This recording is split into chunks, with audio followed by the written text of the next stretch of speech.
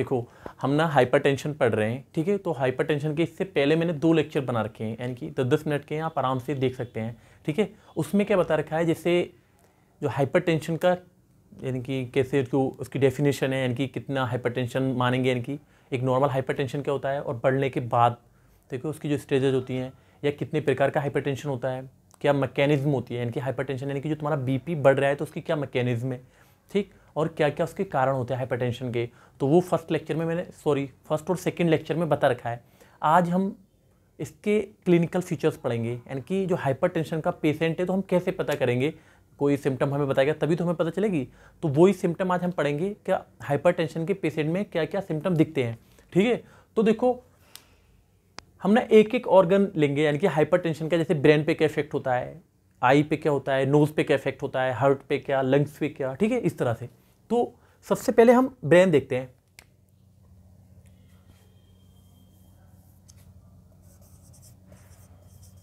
ठीक है, ब्रेन पे क्या इफेक्ट होता है देखो सबसे पहले अगर हाइपरटेंशन का कोई पेशेंट आएगा तो क्या बताएगा, वो यही बोलेगा कि मेरे सर में बहुत ज़्यादा दर्द रहता है। और दर्द कौन से वाले रीजन में, ऑक्सीपिटल रीजन में, यानी कि ये वाला तुम्हारा फ्रंटल होता है, पैराइटल होता है, और ये वाला जो रीजन होता है ये ऑक्सीपिटल रीजन होता है। तो वो यहाँ पे पेन बताएगा, ठीक। अब ये पेन का कारण क्या है, जिससे वो बोलेगा क्या मुझे ना हेडेक रहता है हाइपरटेंशन के पेशेंट को। तो देखो जैसे जो हाइपरटेंशन की वजह से क्या होता है, एथेरोस्क्लेरोसिस होती है। देखो ये एक टॉपिक है एथेरोस्क्लेरोसिस अलग से, अगर जब हम हार्ट पढ़ेंगे उस टाइम बताएंगे, लेकिन फिर भी थोड़ा सा देख लो एथेरोस्क्लेरोसिस होता क्या है। जैसे मान लो ये कोई तुम्हारी ब्लड वेसल्स है, ठीक। तो सबसे आउटर लेयर जो होती है ब्लड वेसल्स की वो होती है फाइब्रस की बनी होती है, ठीक है, फाइब्रस टिश्यू की, ठीक। और इसके नीचे क्या होता है, मस्कुलर लेयर, जिसकी वजह से मसल्स जो तुम्हारी वेसल्स होती है वो कॉन्ट्रैक्शन करती है, ठीक है। और इसके नीचे जो होती है वो एंडोथेलियल सेल होती है, ठीक। तो क्या होता है, जैसे बीपी जिसका बढ़ा हुआ है, तो अब जैसे एक बहाव तेजी से यानी कि प्रेशर डालेगा तो क्या होगा, ये तो इंजर्ड हो जाती है, यानी कि ये टूट जाती है एंडोथेलियल सेल। और इसके नीचे क्या होता है, कोलेस्ट्रॉल का डिपोजिशन होने लगता है, और इस तरह से उभर जाता है ये मान लो कोलेस्ट्रॉल इसके डिपोजिशन हो गया, ठीक। तो अब मान लो जैसे ये नैरो हो गया ना, हो गया अब ये वाला एरिया, मान लो आगे वाला ऑर्गन को ब्लड सप्लाई कम हो जाएगी, क्योंकि ये पहले इतना एरिया था, अब कितना रह गया, सिर्फ इतना रह गया ये, ठीक है। और ये इसके डिपोजिशन को क्या बोलते हैं हम, एथेरोस्क्लेरोसिस।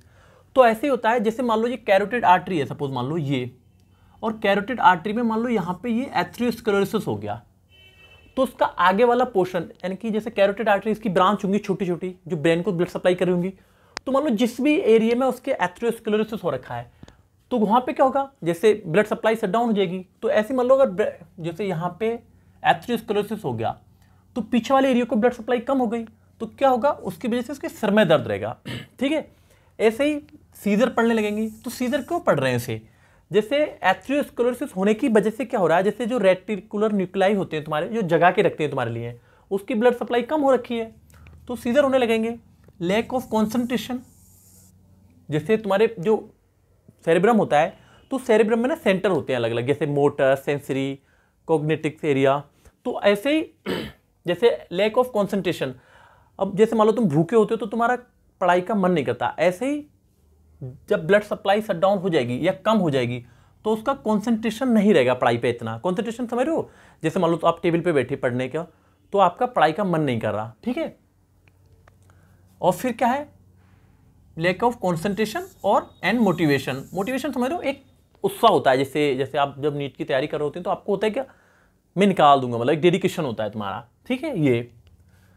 और क्या होगा, जैसे मान लो मेमोरी एरिया भी तुम्हारा ब्रेन के अंदर होता है, अब वो कैरोटिड आर्टरी की कोई ब्रांच होगी जो तुम्हारे जो मेमोरी वाला एरिया है उसे ब्लड सप्लाई कर रही होगी, अगर वहाँ पे एथेरोस्क्लेरोसिस हो गया तो तुम्हारा क्या होगा, तुम्हें भूलने की प्रॉब्लम होने लगेगी, यानी कि मेमोरी तुम्हारी कम हो जाएगी, ये हो गया।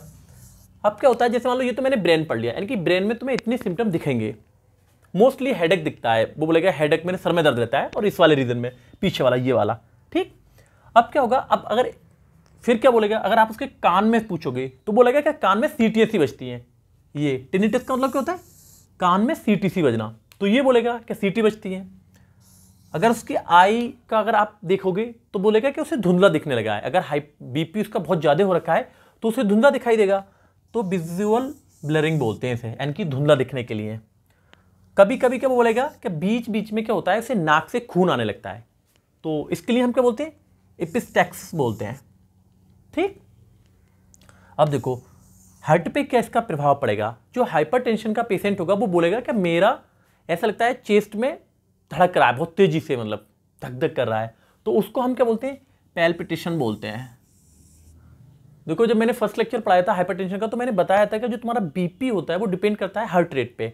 तो इसका मतलब अगर बीपी तुम्हारा बहुत ज़्यादा बढ़ रखा है तो हार्ट रेट तुम्हारी तेज हो रखी है और वो तुम्हें फील होगी चेस्ट पे, ये हो गया।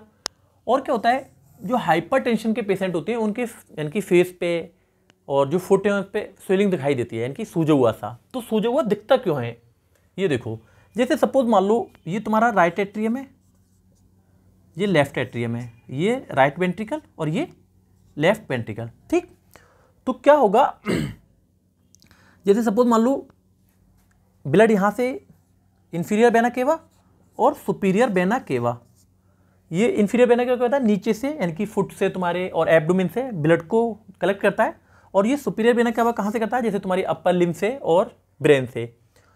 तो ये ब्लड को कलेक्ट करके इसमें डालते हैं और ये तुम्हारा इसमें जाता है, ठीक है, राइट वेंट्रिकल में, और राइट वेंट्रिकल से पल्मोनरी आर्टरीज के द्वारा लंग्स में जाता है। ये देखो मैंने एक समझाने के लिए लंग्स बना रखा है, ठीक है, और लंग्स से ऑक्सीजनेटेड होकर यहाँ को आता है लेफ्ट एट्रियम से, फिर लेफ्ट वेंट्रिकल में।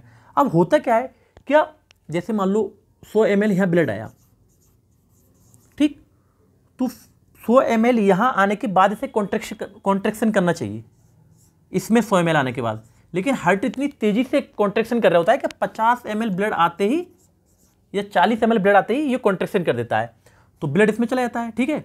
लेकिन क्या हुआ, यहाँ पे 50 ml तो बच गया ना फिर भी, ठीक है, तो क्या होता है, यहाँ ब्लड ना इकट्ठा होने लगता है,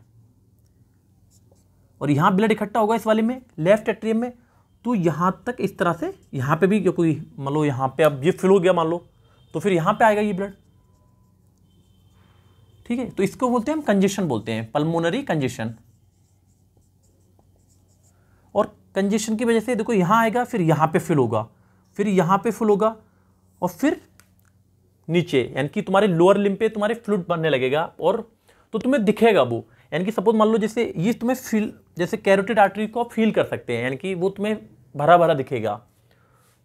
तो इससे क्या होगा, जैसे तुम्हारे फुट स्वेलिंग करेंगे, ठीक है, क्योंकि फ्लूइड क्या हो रहा है, नीचे कलेक्ट होने लगा, पंप ही नहीं कर पा रहा, तुम्हारा हार्ट अगर पंप नहीं कर पाएगा तो इसमें आ ही नहीं पाएगा, सब में इस तरह से भरता जा रहा है। तो जैसे फुट स्वेलिंग होगी तुम्हारी, पेडल जो पैर तुम्हारे स्वेल करने लगेंगे, ठीक है, फिंगर तुम्हारी जो पफीनेस होती है, फिंगर देखो, फिंगर जो होंगे, जो तुम्हारे पैर के फिंगर्स होते हैं वहाँ पे सूजन सी दिखेगी तुम्हें, और फेशियल पफीनेस, जो तुम्हारा चेहरा होगा वो हल्का सा सूजा हुआ दिखेगा। एंजाइना हो सकता है, देखो एंजाइना क्यों हो सकता है, देखो इस चीज़ को देख लो, जैसे ये तुम्हारी जो है ये क्या है, एओर्टा है तुम्हारा, ascending aorta, arch of aorta, और ये डिसेंडिंग एओर्टा। तो इसकी ही एक ब्रांच होती है कोरोनरी आर्टरी, जो कि हार्ट को ब्लड सप्लाई करती है। अब सपोज मान लो यहाँ पे एथेरोस्क्लेरोसिस हो गई, ठीक, तो क्या होगा, ब्लड सप्लाई हार्ट की कम हो जाएगी, जिससे क्या होगा, तुम्हारे चेस्ट में पेन होने लगेगा, इसको ही हम क्या बोलते हैं, एंजाइना बोलते हैं। अब ये तो हो गया तुम्हारा हार्ट पे। अब लंग्स पे क्या प्रभाव पड़ेगा, जैसे मान लो कोई अगर बीपी का पेशेंट आया तो तुम उसके लंग्स को भी देखोगे ना, तो उसकी ना सांस फूल रही होगी, जिसको हम क्या बोलते हैं, डिस्निया बोलते हैं। सांस फूल क्यों रही है, देखो पल्मोनरी कंजेशन, जैसे मान लो यहाँ पे फ्लूइड भर रखा है, यानी कि ये ब्लड ऑक्सीजनेटेड, यानी कि ये तो डीऑक्सीजनेटेड है और ये वाला ऑक्सीजनेटेड, तो यहाँ पे इसका मिश्रण हो गया, यानी कि मिल गया, जैसे मैंने देखो ये बना रखी है।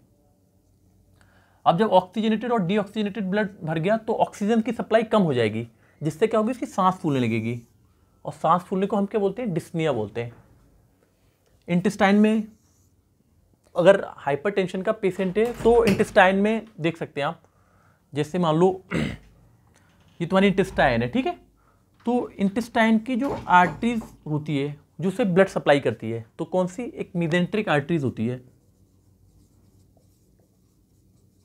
ठीक है, तो ये क्या करती है, ब्लड सप्लाई करती है। लेकिन हाइपरटेंशन की वजह से क्या होगा, यहाँ पे एथेरोस्क्लेरोसिस हो जाएगी, ठीक है, और एथेरोस्क्लेरोसिस की होने की वजह से क्या होगा, इसको ब्लड सप्लाई कम होगी इंटेस्टाइन को, और जब ब्लड सप्लाई कम होगी तो क्या होगा, तुम्हारा एब्डोमिनल पेन होगा, यानी कि बताएगा पेट में दर्द रहता है, ठीक है।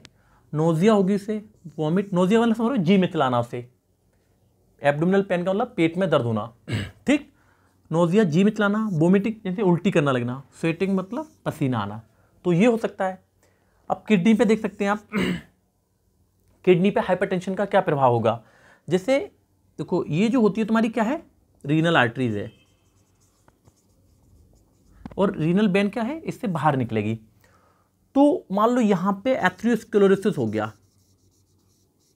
ठीक, तो क्या होगा, जैसे अब जैसे नैरो हो गया एरिया, तो फ्लूइड कम जाएगा, और फ्लूइड कम जाएगा तो छनेगा भी कम, जिससे क्या हो सकता है, ओलिगोयूरिया, ओलिगोयूरिया मतलब पेशाब का कम होना, ठीक। और हीमोचूरिया हो सकता है, कभी कभी क्या हो सकता है, ब्लड में खून आ सकता है तुम्हारा, सॉरी यूरिन में खून आ सकता है। ये अगर सपोज मान लो लेडीज है, अगर उससे हाइपरटेंशन की कोई प्रॉब्लम है तो हैवी मेंस्ट्रुअल ब्लीडिंग हो सकती है, यानी कि मेंस्ट्रुएशन के दौरान उसे ब्लीडिंग ज़्यादा हो सकती है, ये हो सकता है। और लोअर लिम्ब पे, जो तुम्हारे लोअर लिम्ब हो, पैर जो होते हैं तुम्हारे, फुट होते हैं, लेग्स और फुट, तो सपोज मान लो जैसे जो तुम्हारी ये लेग्स है, मान लो ये मैंने एक लेग्स बना रखा है, ठीक, तो इसको ब्लड सप्लाई करने वाली आर्टरीज होती है, फीमोरल आर्टरीज होती है। और फीमोरल आर्टरीज में मान लो एथेरोस्क्लेरोसिस हो गई बीपी की वजह से, ठीक, तो क्या होगा, नीचे वाले एरिया को ब्लड सप्लाई कम हो जाएगी। देखो जहां पे एथेरोस्क्लेरोसिस होती है उसके पीछे वाले को तो सभी ब्लड सप्लाई सही हो रही है, लेकिन उससे नीचे वाले को कम होने लगेगी, तो जिससे क्या होगा, वो बताएगा कि मेरे पैरों में दर्द रहता है बहुत ज़्यादा, ठीक है। और ब्लड सप्लाई अगर कहीं पे कम हो जाती है या बंद हो जाती है तो अल्सर बन जाते हैं, यानी कि घाव, या बोलेगा ट्रेमर, यानी कि ऐठन सा रहता है पैरों में, ऐठन सी, ठीक।